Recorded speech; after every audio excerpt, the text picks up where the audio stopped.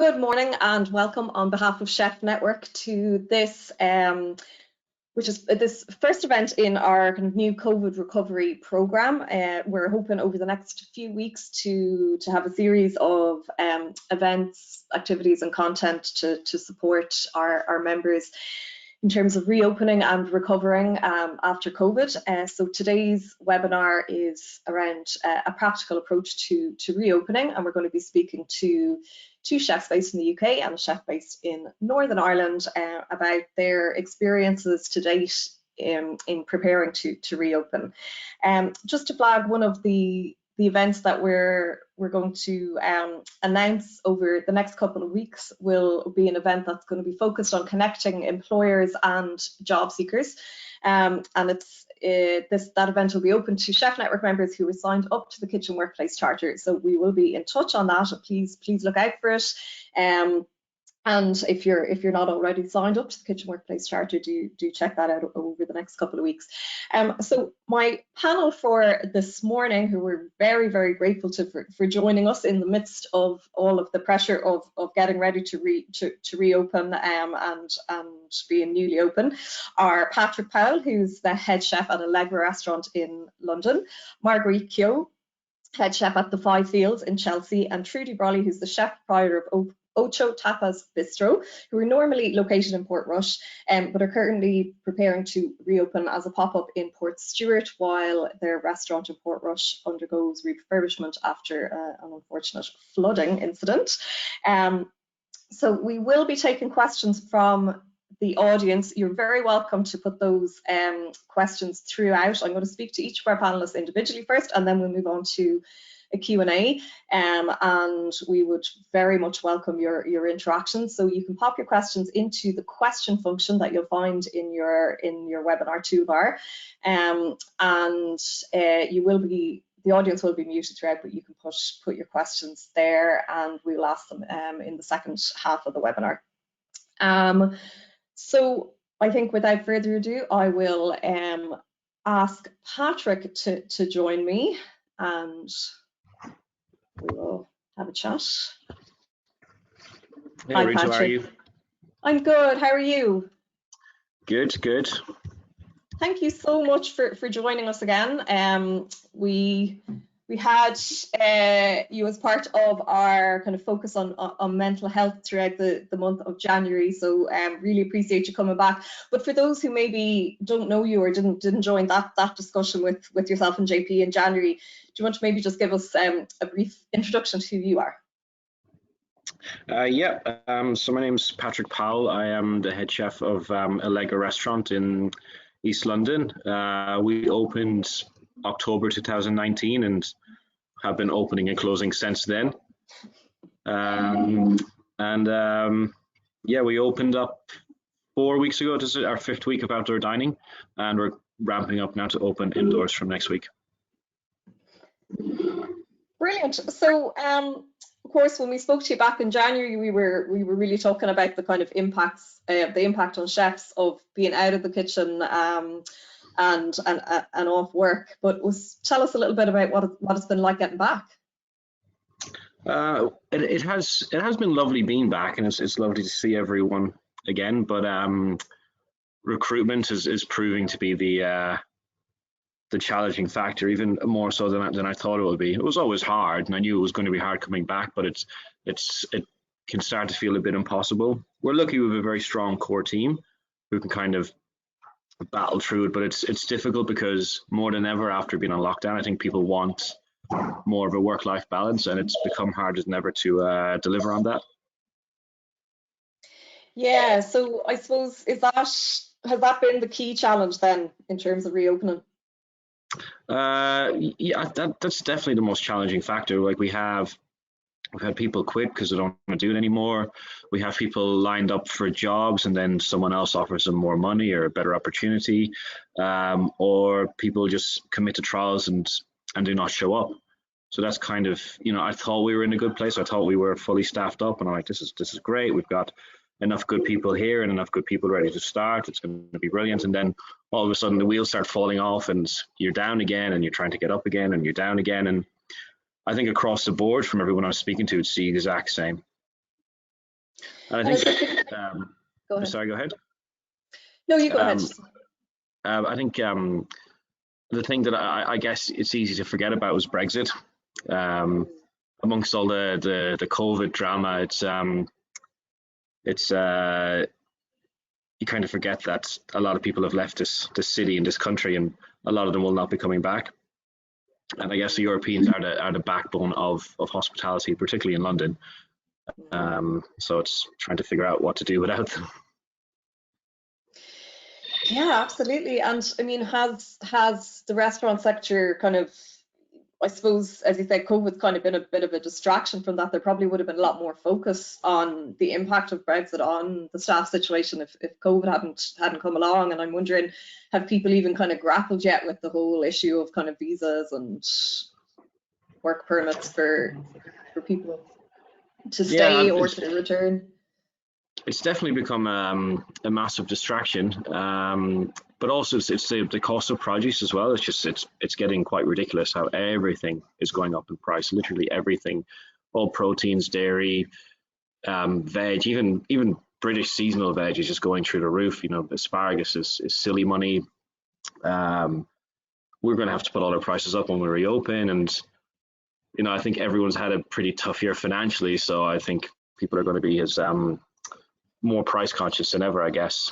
But you know, how do you relay that information onto guests? You know, how do you educate them, I guess, in the fact that we have to pay staff more than ever, produce is costing more than ever, so the bottom line is like harder than ever to get to.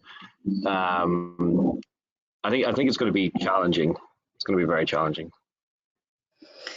Yeah, for sure. And I mean, in the past, there's the kind of when hospitality prices, restaurant prices go up, there tends to be a bit of a backlash, a bit of a pile on, you know, from the media and from customers kind of around it, and you know, oh, I could get that for half the price in Spain, kind of thing. And I wonder, like, how can the industry tackle that, like, and how can we get the word out that, like, you know, there's very few people making a fortune from running restaurants. It's very nobody's getting rich.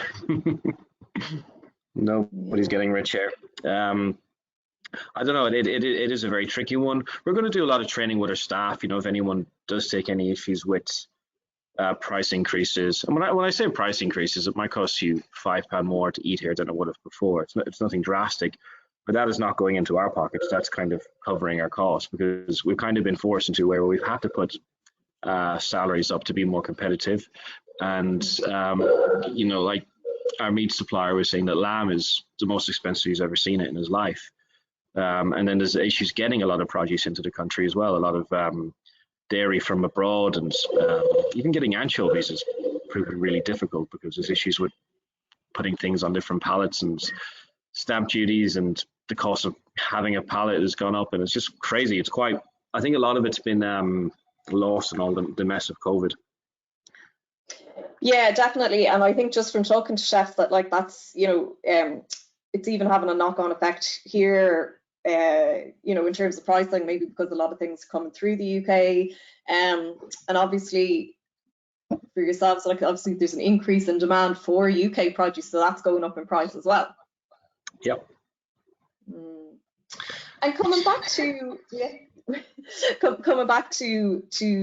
the staffing issue, like, talk to me a little bit about what's been going on there, and what are the challenges you've been facing, and what's been happening around trying to recruit. Like, I mean, was there a big difference between when you reopened after the last lockdown and then kind of the longer it went on? Did you kind of lose more members of your team and have to? Well, after the first lockdown, I think like a lot of people, we made a few people redundant, and a lot of people moved on naturally. People from Europe moved home, or a lot of people from the UK moved back to their hometowns, I guess, where they have the security of friends and family.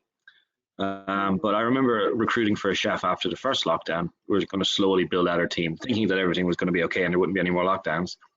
And I put an ad on social media, and within 24 hours, I got 30 CVs through, which never happens. Never. You're lucky if you get 5 or 6. This time around, I'm pushing ads out, and you might get 1 or 2 or no one most of the time. And then anyone I had lined up, it just kind of it mostly boiled down to salary, and someone else is willing to offer them more money. And that's kind of the tricky point, you know. I think a lot of us now are going to have a gun to our head in terms of, particularly with chef de parties, and what we have to pay them. And we made the decision yesterday to pull our salaries up, and we just have to swallow it somewhere, take the hit somewhere. But we need to be competitive with these other places that are kind of throwing money at people to get staff in. So at the end of the day, it's a business, and if we don't have staff, we can't operate. But I do hope that once people come off furlough and they're back in jobs, they'll start to move around again, and hopefully that people from Europe will start coming back to the UK and London, because, you know, it still is a city of great opportunity, and it will move faster than anywhere else. So I'm kind of hoping that in the next couple of months things normalize a bit. Yeah, and like in terms of trying to attract staff, is it all about being competitive on salary? Like, what have you guys done in the past or this time around to try and make yourselves more attractive to staff? Well, from day one here, we put a lot of work into making it a nice place for chefs and front of house staff to work. And, you know, we've got nice equipment and a really nice kitchen, and you know, we close 1 or 2 days a week depending on how things are going, really. And we close Sunday nights. So, you know, and there's a lot going on. There's a lot to learn. But that does not seem to be enough anymore. And I don't know, is it because, like, do English young chefs that are coming out of college, are they going to go work for Gordon Ramsay, or are they going to work in Davies and Brooks because they want to work for Daniel Hume? Do they go to those kind of places, to more institutions? And we're a relatively new restaurant, so they're not going to come here because, you know, they may not have a star or whatever that's young chefs are attracted to. But I see no young English chefs. It was the same thing at the Firehouse as well, though. We had very few young English people coming through. So I don't know if there's enough to support the industry. But it seems to be now is kind of salary is the thing we need to use to entice people in, I guess.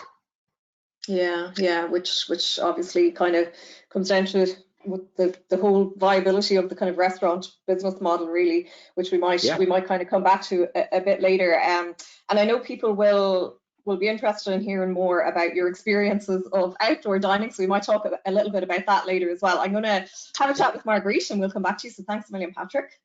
Thank you. So Marguerite, hi. Oh, that was a smooth change over there. Brilliant. How are you, Marguerite? I'm good. How are you? Great, thank you. You might introduce people a little bit to you. Yeah. So I'm Marguerite Keogh, obviously. I'm a head chef of the Five Fields restaurant here in Chelsea, London. And next week we celebrate our 8th birthday. So it's an exciting week in general, reopening and our birthday, which we celebrate every year. It might seem strange, but we celebrate our birthday because it's a milestone that we've got through another year. So that's good for us. Yeah, we're a 1-star. Well, I think that's about it. Yeah. I've been over here for about 20 years, so almost 20 years. So, yeah. You've been in London for almost 20 years? Almost 20 years, yeah. So 19 years at the moment, yeah. You moved when you were about 5, did you? And how long have you been head chef at the Five Fields? I've been on board from the very beginning. Oh, I'm sorry, I'm being handed something. Sorry, we're in the middle of... say hi now that you've just interrupted me. Oh, great. You see, this is the realities of preparing to reopen. Yeah. Oh, that's gorgeous. Okay. Very nice. Yeah. Sorry. It is. Fantastic. Opening your restaurant. That's brilliant. Yeah, and Marguerite, you're great to join us because you are literally in the thick of I'm so sorry. Tasting menu preparation. No, and you're reopening next week. Yeah, reopening next week. But yeah, I've been involved since the beginning. Taylor, who just came up here, is the owner of the restaurant, and we work very closely, like hand in hand. And yeah, I was involved in the design process. I was lucky enough to pretty much design the kitchen with the help of a professional kitchen designer. So yeah, we're reopening next week. So menu testing all this week, menu trialing all this week, trying to get it right. Yeah, so tell us a little bit about what has been happening over the past couple of weeks as you've been preparing? I suppose talk to us a bit about bringing your team back and what you've been doing since the team came back. So luckily enough, we haven't had much touch with staffing problems yet. Like Patrick has, we only lost one team member, and he was relatively new. He only joined us in October last year, or November, the end of October, beginning of November. So the second lockdown, should I say? So he only pretty much had a month with us, so it wasn't that big of a loss. But we had the same thing. Marguerite, I'm having some connectivity issues. The line seems to be a bit slow. We might just, okay, we'll see. We'll try again. Okay, go ahead. We'll see. Yeah. We've been lucky enough with our staff. We have a great team, so they've stayed with us. I only lost one staff member but the same, like as Patrick, I had like loads of trials lined up, and there were no shows or cancelled after I contacted them to confirm. They're like, oh, we're not coming, various excuses. That hasn't been a huge problem for us because like it's only one member, but mostly for us was kitchen maintenance, which I learned a lot after lockdown last year, and it's just things that you forget about. Last week I spent the whole week getting every engineer in that I could, or maintenance person in, because simple things like your drains after 4 or 5 months of not being used, they get clogged up. It doesn't matter how clean they are, they get clogged up, so I needed to get them flushed through. All the fridges checked, because these equipment don't like not being used. Like parts of the back of the oven, plastic parts that are connected in the water, like they seized up and cracked from not being used. So that was good learning from last year. So hopefully when we open next week, I've had it all covered, try to tick all the boxes and make sure I've got in all the maintenance men. But some of these things you can't help, but you don't want it happening in the middle of service or trying to get ready. Definitely advise people to get into the kitchen well ahead of time and check everything. Yeah, just put everything through a run, like put your ovens through a run, get all the fridges, if you had them turned off, get them all on and see how they are. Run your dishwashers, run stuff through your drains. Yeah, definitely would. But it was the same. Even I know that our restaurant manager Jay and the general manager Matt have been like doing the air handling and stuff, all of that. We're small restaurants, so we do everything ourselves. So we've had to look at all of that. That's our biggest thing, I guess, and trying to get the menu right. You don't know when. Well, we know Marguerite, now. I might ask you to just try turning off your camera, because we're having a little bit of a problem with the connection. At least I am. Yeah, or even if you want to leave your camera off for a minute and just chat to me, at least that'll hopefully help with the audio. Yeah, no problem. Now people are just stuck looking at me now. But we'll try turning it back on in a minute. But yeah, sorry. So you were saying, yeah, the maintenance issue has been the biggest. Yeah, the biggest for us, one. Yeah. And well. Yeah, and then what about? Yeah, go ahead. We were menu planning, like we were lucky enough.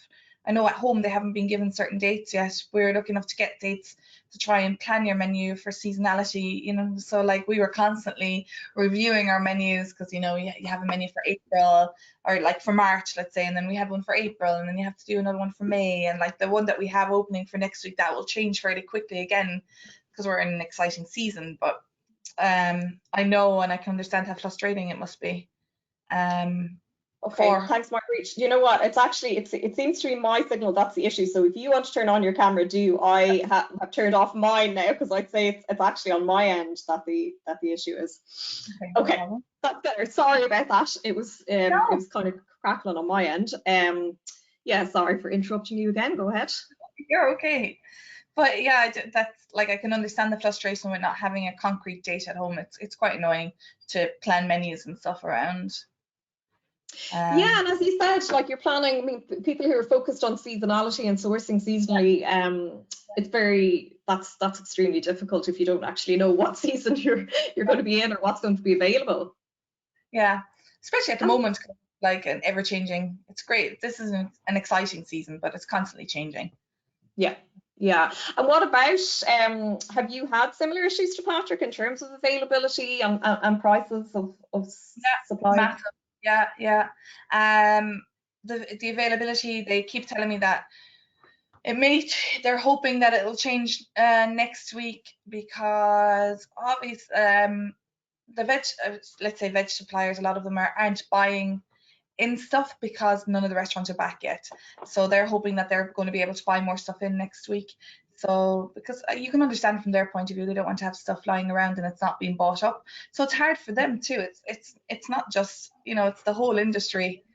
It's hard for them. Yeah, I mean, I think that's a huge thing. It's not just a tap that you can turn on and off. I don't know if that's really understood at government level, that there needs to be some lead time on these things.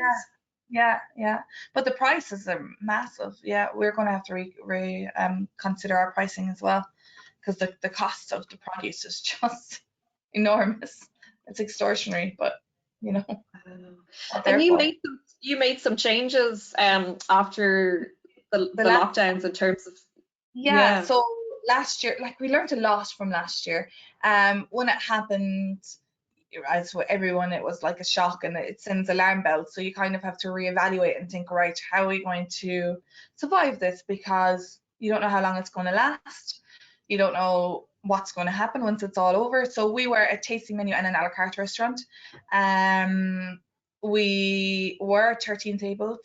With social distancing, when it opened, we took 2 tables out, which, like, for a small restaurant is massive. But we're lucky we had the space anyway. And then we decided we could only go to tasting menu. So we went to tasting menu only. It meant we had to downsize the kitchen. So we lost like 3 to 4 members downstairs in the kitchen brigade. But you know what? Like, it's actually suited us really well. And we really like the tasting menu only. I don't know if we'll ever go back to a la carte and tasting. It's more fun. You got to look at the positives of it. Like, so that was a positive outcome from what we had to do to try and survive. So it's working for us. So I suppose you can reduce down the amount that you're buying in, and potentially reduce food waste. And it's not even, it's consistent, because what you're going to sell, because everybody's having the same thing. Whereas a la carte, you don't know how many portions of this you're going to sell, how many portions of that. So it controls your food waste as well, which is great. But yeah, let's see. We're completely fully booked, so I really hope that that everybody comes and we don't get the no shows. Yeah, and we might talk a bit about that as well in the Q&A. And it just, I suppose, before I wrap up, just in terms of that change and going to only tasting menu and dropping the a la carte, how did that go down with customers? We're doing well. Like, a good 80-90% of the customers are fine with it, which I thought there would be more fight back, because we have a good lot. We are a local restaurant. We do get quite a lot of regulars, but they were happy with it. They're fine. That the food isn't too heavy. I think that's people's fear, is that it's too much food for them. It's not. They're happy with it. So yeah, like I said, we've only had the really, really odd complaint. Now, you still do get people emailing you wanting to know, are you ever going to go back a la carte, like lunch menu? But we do it's a shorter tasting menu at lunch. So it went well. It went well, surprisingly well.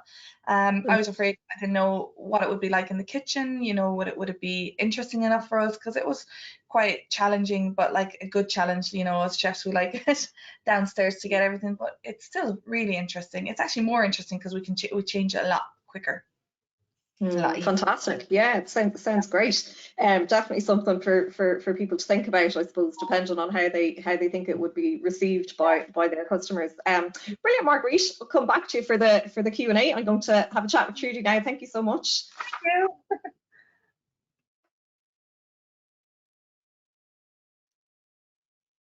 Hi, Trudy. Yeah. I'm going to stay off screen now, I'm afraid, because it was my connection that was causing the issue. So apologies, okay. But it's okay. It's important, much more important that people can see you. Okay. So Trudy, you might start off as well by telling us a bit about yourself and your business. Okay. Well, my name is Trudy Brolly and I'm based up in Portrush. We've been in business for 7 years, Ocho Tapas. So I lived in Spain for 20 years and came back and we opened a tapas restaurant. So we had a bit of a flood last year, September, so we have a refurb going on. So we're going to be based in Portrush for the summer just to do a pop-up. We want to keep the brand going and we didn't want to lose the summer, so the opportunity came up and we've sort of just jumped at it. So we are in the process of trying to get up and running, and we've had some of the problems that Patrick and Marguerite have talked about as well. So bringing back staff, we laid off some of our staff, made them redundant after the flood. But we have retained some of them, but we're still looking. We have a smaller restaurant, but we're looking for 2 more staff. So, and that's in the kitchen. Okay. So tell us a bit about what's been happening around trying to recruit those staff. Same as what Patrick and Marguerite have said. A lot of the Europeans have disappeared. That's left a huge vacuum in the market until the pandemic situation sort of eases and the rates are lower. I don't think that the Europeans will come back, so that may be possibly June, July, and a lot of the red tape, unknown red tape in trying to process paperwork for people, European citizens after Brexit, is leaving a lot of uncertainty. And I think that may delay Europeans coming back maybe for this summer. So it's frightening at the moment to try and get staff. We have to now replace, we've gone to a smaller kitchen, so it's going to be 50-seater. So we have to replace 2 more, but finding it impossible. Front of house, we've retained all of the front of house, and that doesn't seem to be a problem up here, but chefs are like hen's teeth, you just can't get them. And if there is anyone who was chef de partie and maybe fried chips for 6 months, they want £15 an hour, you know, so, and it's just creeping up, and everyone I speak to in this area, we have a good chefs network up here, Chase Causeway, and everyone is feeling exactly the same. Yeah, it's very worrying, isn't it? And I suppose what have you been doing? How have you been getting the word out there to recruit people, and have you been doing anything in particular to try and make yourselves more attractive than the next place? Yeah, well, we kind of just jumped at this opportunity about 3 weeks ago, so we're probably a bit behind where most people were recruiting probably a month ago, because the indicative date for opening outside here in the north was on the 28th of April. So people could do outside dining. So people were ramping up a month before us. So we're a bit behind the curve. We have an indicative date of opening up on the 24th of May. There was talk of maybe bringing it forward because the rates, they said, were quite low to the 17th. But if they do that today, which is the date they said they would make the announcement, it would only give suppliers 3 days to get in the produce. I mean, it's just crazy. But now there's whisperings about the folk up in the hill in Stormont are maybe going to bang their heads together and think about aligning with the Republic and maybe delaying opening until I think the 7th of June. So we won't find out about that until today. So there's a lot of uncertainty. It'll kind of give us another couple of weeks to look for a couple of chefs if it's moved back. So that's but I'm sure that's worrying for people too, that it might be pushed out. And I mean, we know the 7th of June here is a date for the restaurants to reopen just for outside dining. Yeah. So presumably you're talking about indoors for the north, are you? Well, we're going to be going for indoors in the north, but I think they're hoping the last year, whenever they opened again in June for COVID, the Republic opened a week before we did, so everybody in the north flooded across the border. And I think this is what they're scared of at the moment, that the rates at the moment they're not great in the northwest, and in Donegal in particular isn't great. So I think they're scared, you know, of people flooding across from maybe the Republic across, and you know, they may as well align the opening. You know, it does make sense. It's a bit uncomfortable for businesses, and you know, whenever you've looked forward to this date, this is when it's going, you know, but we still keep on saying it's an indicative date. It's on the 24th, it's not confirmed. So in the back of your mind, you know that something could change. So we're waiting until today, and hopefully at 5 or 6 o'clock this evening, they'll make an announcement, and we'll see a bit further where we're going to be. Wow. Okay. And I see it's great. We've got lots of questions coming in already from the attendees. But just one of them I might ask you, just in terms of the operating guidelines and restrictions in the north.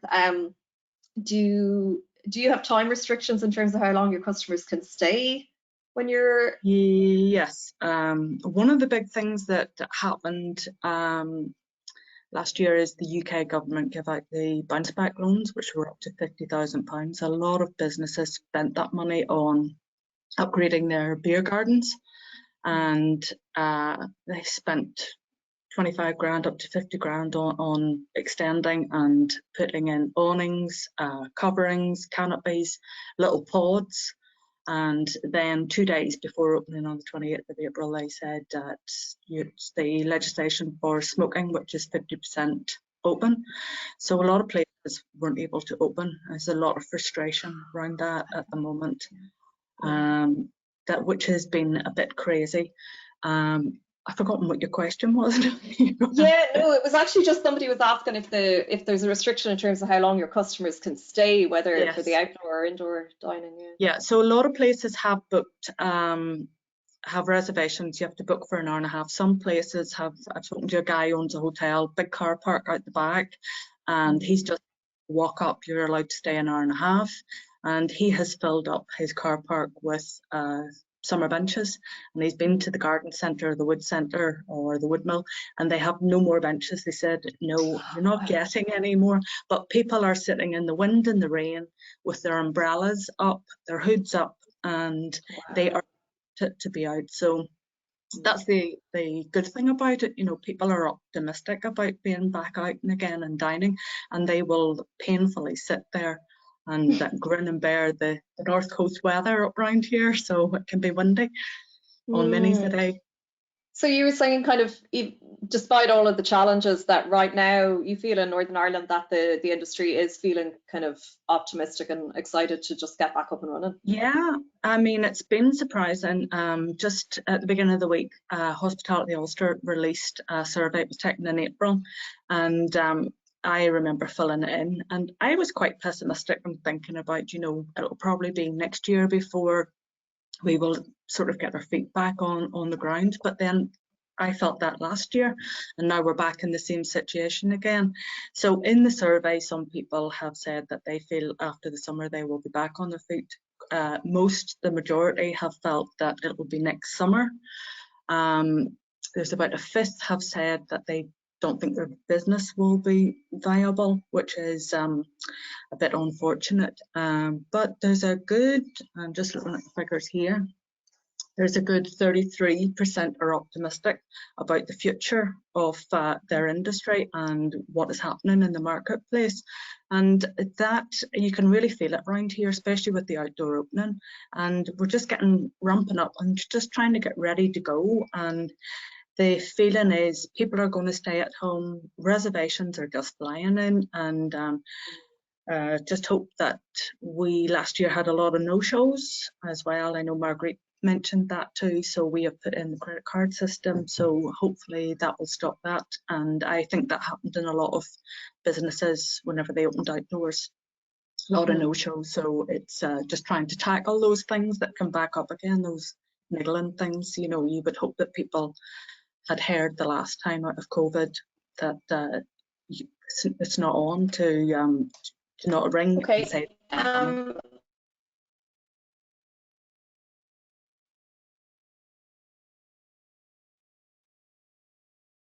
I lost you?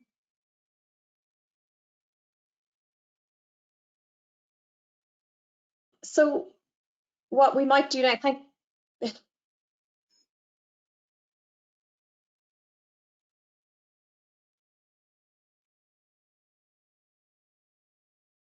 Sorry, Trudy, I think we just lost Ruth's audio there. All right, okay. But I think what she was going to do there was she was going to invite Marguerite and Patrick back on screen. Mm-hmm. So guys, if you want to join us again. Right. Brilliant. And what I might just do is I might run through a couple of the audience questions that have come in just while we're waiting for Ruth to rejoin.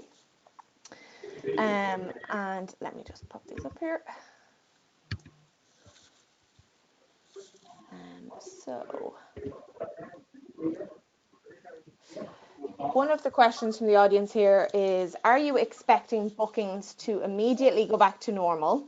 And if so, are you going to change the style in which you kind of take your bookings into the restaurant? So we might start with Patrick on that. Yeah, well, the when we done like a burger pop-up on our terrace for like the 5 weeks of outdoor dining, because we wanted something to be kind of more fun, and also we didn't feel like we could deliver on the product we want to deliver outside. So something a lot more casual and easier to eat, and a bit more price conscious as well for the guests. And it was overwhelmingly popular. I think by the time we'll have finished it, we'll have hit about 3,500 guests in 5 weeks, which is a lot of burgers. And then going forward to indoor dining, we're looking very strong, but also we're having to kind of cap covers to reflect staff shortages, which is a real shame. But people want to eat out. It's exciting.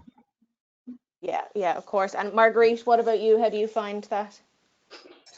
We're, like I said, we're fully booked. We only open 6 weeks, so we're completely booked. We've got wait list, which we're the busiest actually we've ever been, because we only opened, I guess we're open for lunch, a year, but we only open lunches Thursday, Friday, Saturday. It's always hard to try and get people in for that, but like lunch is completely booked up again. I'd like to think it will stay like that, but I guess everybody just, I hope they didn't all just get trigger happy and decide to start booking the minute they were told that the lines are open. Hopefully, like I said, that they'll all come. We do have a wait list, but people will be on the wait list. They probably have made other plans. If you went to the wait list for a restaurant, you'll probably rebook somewhere else anyway, just to have a backup. So I don't know. Yeah, let's hope it stays like that. We haven't had to this time round. We haven't changed anything. Like we were already changed to the tasting menu. Yeah, that's Yeah, brilliant, Marguerite. And Trudy, do you have anything to add there? Well, I said before that we just decided to do the pop-up, so we opened our reservations on Monday, and it went live, and we're delighted with the response, so still trying to get the credit cards in as well, to just try and stop that no-show. That's a bit of a frightening thing. Everybody's talking about that as well.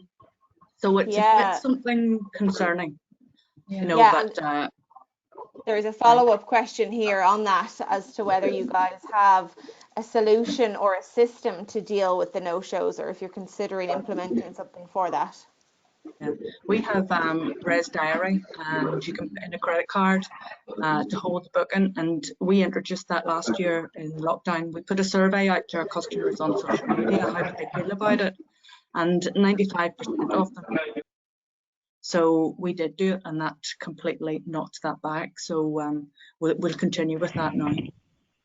Brilliant. And I know, Marguerite, you had mentioned to us earlier that you're kind of doing a similar system to Trudy on that front for the no-shows. Yeah, we've had the credit card system in, oh God, a good couple of years now, but last year we changed it to 72-hour cancellation, hoping that might change people. But like I've just seen it doesn't matter. There's still, unfortunately, even with the credit card system, you still get no-shows.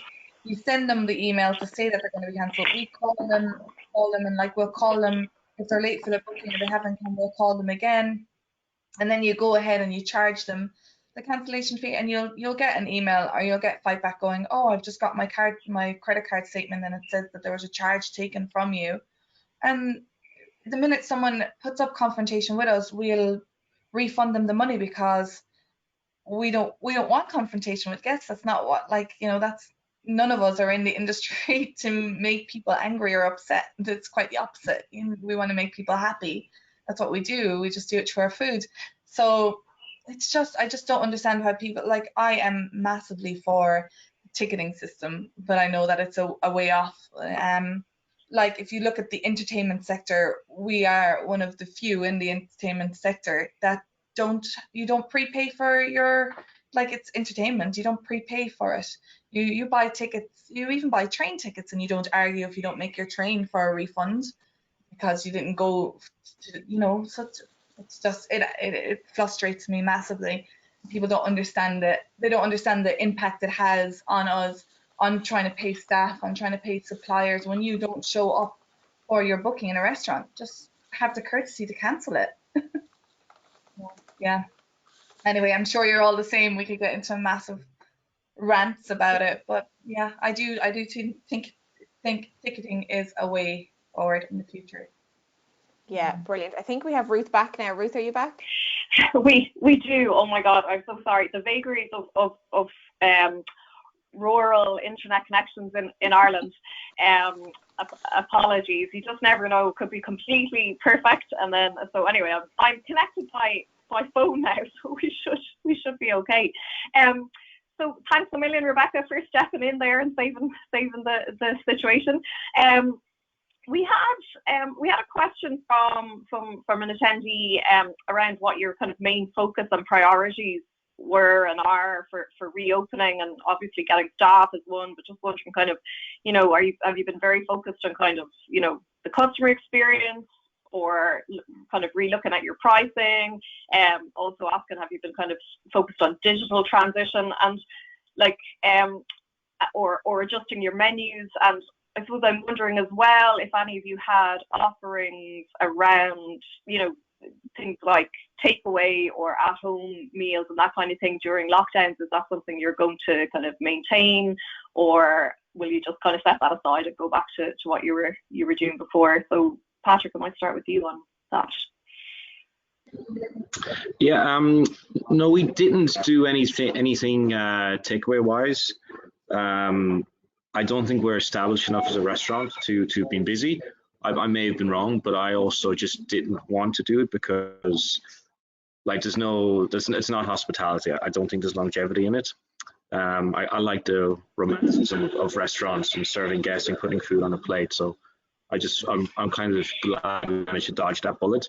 We did set up like a bakery for a while, and we done kind of like coffees and pastries, and then we done like pizza nights during the first lockdown, and then we're currently a burger restaurant now, and then we go back into being, I guess, a more fine dining restaurant next week. So in the past year, we've been a restaurant, like a deli, a pizzeria, a burger restaurant, and now we're going to be a fine dining restaurant again. So I mean, that's been interesting and fun to, I guess, to learn new things and do new things. But no, for me, I just want it to be a restaurant. And then in terms of then your preparations to reopen, like, I mean, has your focus been on, okay, you know, what's the customer experience going to be like, or has it been on, you know, really having to kind of change your menus to reflect kind of less staff, or, you know, where have you had to really focus your energies, I suppose? Well, we're still pushing forward with all new menus. We're completely like blitzing everything and starting again and treating it as a reopening. We've never been open at this time of year before. So it's quite exciting to have, you know, asparagus and peas and all those lovely things that are around at this time of year. I think as Marguerite mentioned, they're all going to go out of season again really quickly. So it'll be an aggressive change in 3 weeks time again. But I think that, like, what has been very time consuming is recruitment. And I was speaking to our food and beverage director about this yesterday, and that, you know, you want to make the place the best it can be, and you want to look after the staff you have and push the product forward, but then you end up like losing hours of your day to recruitment and interviews, and that's, you know, I know it's important because you need staff, but it's also kind of frustrating because you can't focus on your actual job. Yeah, absolutely. And Trudy, have you found that as well, that like you can't put the energy and time where you would want it to be in terms of developing your menus and your customer experience because you're caught up in all of the challenges around reopening? Well, we're closed at the moment, so we're just focusing on that. So the menu we have, we're going to smaller size, so we are going to pare back the menu. We do tapas, so we still have the Spanish products on, that like the platters, the hams and the cheeses and things that can't change, but we are going to go for more specials. Definitely the feedback from all the suppliers are it's difficult to get produce in. One supplier was telling me he can't get tuna in because it comes in from the UK, the tariffs on the levies are so expensive. He's now getting pallets in from Mauritius. It's cheaper to buy it from Mauritius than it is to get it from the UK. So they all are saying chicken going to go up 20%, or poultry because of the bird flu. And then also because of the effect of Brexit, anything with the dairy coming into Northern Ireland has a levy on it. Also needs 7 pieces of paperwork to get it in, and each piece of paperwork costs £150. Linus's, for example, had 1 person doing paperwork. They now have 5 people doing paperwork. So that cost that they have is going to be passed on to us. And unfortunately, that's going to have to be passed on to the customer. So to get through to the other side of next year, we have to get pricing right. And that is going to be crucial. And that is with drink as well. The wines, small levies on the wine, but definitely on food produce. Trying to stay local is great, but if they buy in their supplies or their feed or whatever to feed their animals, they have to, so it's just an ongoing cost. So that's the biggest challenge that I see is getting pricing right and getting somewhere where you're comfortable with your customer. Are they going to be comfortable paying that? No, hopefully they will, and they will understand, but it just has to be done. Everywhere else around here is starting to put the prices up. Pints of beer have gone from £4.50 to £6.50. That's a huge jump, and people talk about price of beer going up. £2 jumping is huge. Wow. Okay. Marguerite, we have a question here about how you found adjusting to the regulations around social distancing and everything for the workspace for your staff, and have you found it difficult to be compliant and make it safe for staff? Well, yeah, there's, as you all know, 100% there's no such thing as social distancing in the kitchen. So when we went back, we do temperature checks every time they enter the kitchen. And that's all we can do is the temperature checks, ask them to let us know if they feel any illness or sickness. Like, it's different here. We're quite lucky to have the NHS, and the NHS provide every individual with the COVID tests for free. So you go to your doctors or your pharmacies and you get a little box of home COVID tests. There's a box of 7, and when you run out you can go back and get another one. So just ask everybody to do that, and if they feel sick they can take the test again.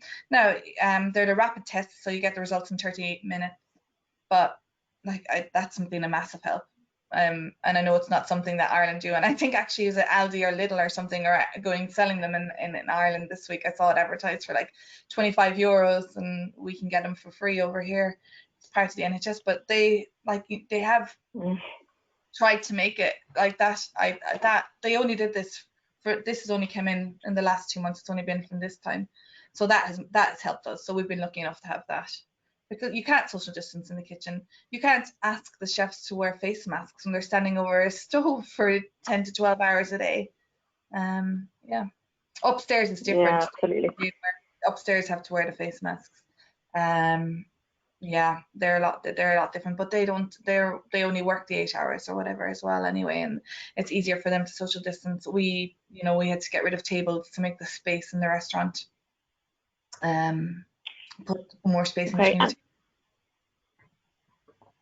Brilliant, thanks, Marguerite. We actually have another question specifically for you, just asking about the kind of rise in popularity of veganism and whether it's viable to do a tasting menu during the week for you know, to have a menu specifically for vegans if you're doing tasting menu only. Is that something someday? For us, for myself, is it? Yeah. Oh, For the restaurant. We actually don't cater for vegans. So okay, yeah. there you go. Okay. We cater yeah, simple as that. We cater for vegetarian. We have a vegetarian menu, but we don't cater for vegans. We just tell them straight out. Okay, fair enough. Is there any backlash? None whatsoever. You'd actually be quite surprised the minute you say we don't cater for vegans, but we have a good vegetarian menu. They'll be like, oh, that'll be fine. So yeah. Ah, interesting. Okay, brilliant. Okay, great. And I think there's another kind of question coming in around, and I think we've covered it a bit, but if anyone wants to come in and just it's with costs increasing on food and drink inventory, has this interrupted your inventory process? How do you manage food and beverage industry? Is it time consuming and does it affect your margins and food waste? Is it something you'd consider upgrading to improve operational efficiency upon reopening? I don't know if anybody wants to come in on that, Patrick. Well, a lot of this is just watching invoices. You know, you just got to really comb through every single invoice that's coming in and keep communicating with your suppliers and just keep that dialogue going. That's like, I've got good relationships with the suppliers we use. I've used them for years over here, and you know, there's good transparency there that if something's going up, they're going to tell me and try and offer me something different. We use a system called Adico for all our ordering as well, and that kind of, you know, all our recipes and dishes are in Adico. We do our stock takes via Adico. We do all our ordering via Adico, so that gives us pretty good control of where we are in terms of spending and GP. But I find myself, it's just combing through invoices every single morning and just checking the prices and just hassling the suppliers on it. Okay. Does anyone else want to comment on that? No, pretty much the same. You just need to keep on top of it. The same thing. Keep on top of our invoices every day. I have to check the invoices. So I guess, yeah, to add to it, it is time consuming. It does take up our time having to go through the paperwork, but you just have to do it. I similarly just signed up with a new company called Jelly. I'm going to give them a try and see how it works, just to keep on top of the stock takes and the menu costing and stuff. But like we normally do it ourselves. You just have to keep on top of them invoices, because at the moment it's always been constantly changing, but even more so now. Yeah. Easy to do when you're a smaller restaurant, I think, as well. I say it's easier to do. It's still quite a lot of work having to go through them all. But yeah, it's just part and parcel of it, isn't it? Yeah, absolutely. And Patrick, I wanted to come back to you then, just I suppose, to talk a little bit more about the outdoor dining experience. I mean, Trudy said there, you know, people really have been embracing it in Northern Ireland, and people have been going out, and I'm maybe just happy to be able to get back out dining and have been kind of braving the elements. But you said you've been open 5 weeks now doing outdoor dining. So can you tell us a little bit about how that's been going and what some of the pitfalls maybe are, and I suppose if you've kind of any advice or learning for people who are listening now and getting ready for opening for outdoor dining on the 7th of June? Yeah, I mean, we were super lucky in the first 2 weeks. The weather was quite nice. The rain held off. I think we were experiencing a bit of a drought at the time, so a lot of produce was running behind. So it's kind of a double-edged sword, you know. We were able to serve people outside, but asparagus season is late. The weather is the biggest challenge. Like, it really is, and we're on the 7th floor of a building, and it's covered from rain, but if it's raining sideways, you're going to get wet. We have a lot of very powerful heaters up there. We've got like 24 heaters out on our terrace. We have 2 terraces. One is covered and one is not covered, so we just take reservations on the covered one. We have a lot of blankets. We don't have blankets for every single seat, but we have a substantial amount of blankets. But even with that, when the weather's bad and when it's windy, we get a lot of customers, or guests, I should say, complaining about the wind and the rain, and that's been reflected online quite a lot. And I think I joked about it on Instagram before we opened, because I could see it coming. But there's been a lot of reviews that the heaters are too far away, it's windy, you know, you need to dress up warm because it's cold. which are all pretty obvious things to me. You know, if you step outside of your door and it's cold, it's definitely going to be a bit colder when you're 7 stories up. No, overall, it's been positive and people are really happy to be out. But I think in the evenings, particularly, 3 weeks ago or so in April, it's still quite cold once the sun goes down, and that's when customers get a bit mean, I guess, because they're set outside in the cold, and that's taken out on staff a little bit as well. So I think that's the weather has been the biggest challenge, and it also kind of reflects in your revenue. If the sun's shining, our spend will go from £40 a head to £60 a head because people are having more fun, and then it starts raining and our covers just start dropping aggressively. Particularly last Saturday, it was so windy. The weather was horrible, and we dropped about 30 or 40 covers for lunch. What we have started doing is ringing people when the weather's not good, just to kind of make sure their expectations are in place, saying it's not great, it's up to you if you want to come, but it's quite windy. A lot of people still do come. We actually had a lady last Saturday come for lunch at a table of 4, and she had a newborn baby with her, and she asked could she sit inside because she had a newborn baby with her, and we said no, and she got a bit upset. So situations like that are kind of hard to manage. She shouldn't have left the house with a 3-month-old baby, but there you go. Yeah, it's certainly very difficult, and I mean, it's hugely time consuming for your team to be ringing people kind of to warn them about the weather and things as well. So like, this time has gone incredibly fast, and there were so many more questions I wanted to ask you all, but we're almost out of time, and I feel like we're only scratching the surface. So we'll definitely come back to this discussion again, and I think we have a much kind of bigger discussion, around just the future of the industry in terms of attracting staff and the whole viability, I guess, of the restaurant model. And I suppose the big fear now is that we exacerbate the staff shortages because people are going to come in and just come into really, really busy, pressurized, short-staffed kitchens, and that's something I think we all need to be very, very aware of. But because we're almost out of time, what I'm going to maybe ask each of you to do just to wrap up is maybe just share what one kind of key piece of advice that you'd give to everyone now, to just something to kind of think about or do in preparation for reopening, and also maybe just talk about whether what you think are the key supports that the industry needs now, and whether that's something that a peer network like Chef Network could do, or that's something that needs to come from government. I'd be really interested in hearing from your experience what you think are the key supports. So I suppose key piece of advice and what supports you think are needed. Trudy, I'll start with you. Well, one that I hit on earlier is definitely pricing. That's definitely something that I see with rising wage costs and produce as well. So I think that's key. But one of the other things that came out of the Hospitality Ulster survey was, I've just got the top 3 things here: extension of 5% VAT rate and extend it to other products and services.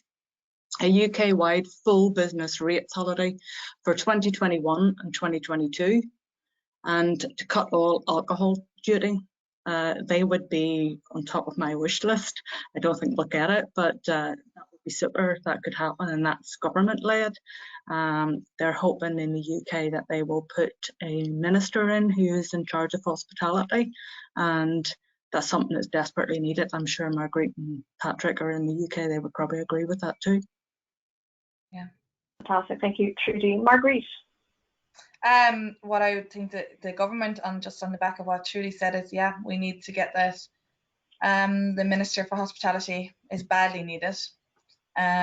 So hopefully after this last year and a half, they'll push that forward. But in regards to opening, as I said before, which completely overlooked I did last year, is if your kitchen is, unless you're lucky enough to have a new kitchen, to check all your equipment, maintenance, take nothing for granted, your drains, if you have drains, because I didn't do it last year. Just, you forget about it in the hype of and the excitement of reopening. It's just something that you forget about. So that's important. That's really practical advice. Yeah. Thank you, Marguerite. Patrick? I guess pre-opening, have very honest conversations with all your staff as to what their intentions are, to avoid any surprises when you open, because I think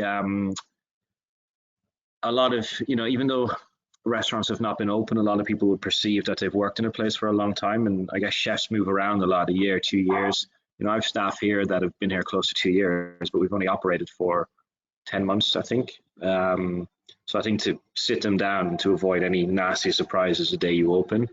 And then I think in terms of support, I think a lot more needs to be done from the government in terms of making hospitality more enticing for people to work in, particularly after all this, when it's been exposed for being very, very fragile.